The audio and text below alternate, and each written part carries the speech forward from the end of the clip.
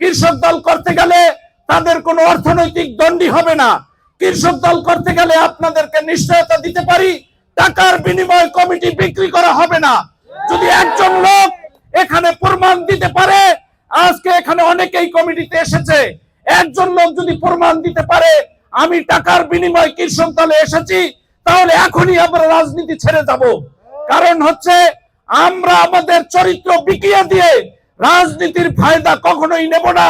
আমাদের প্রত্যেকের পেশা আছে, আমাদের ইনকাম আছে, আমরা সৎভাবে জীবন যাপন করে তারেক রহমানের নেতৃত্বে আগামী দিনে সুন্দর বাংলাদেশ গড়ব, এই প্রতিশ্রুতি জানিয়েই আজকের বক্তব্য শেষ করছি। খোদা হাফেজ। বাংলাদেশ জিন্দাবাদ। জাতীয়তাবাদী কৃষক দল জিন্দাবাদ।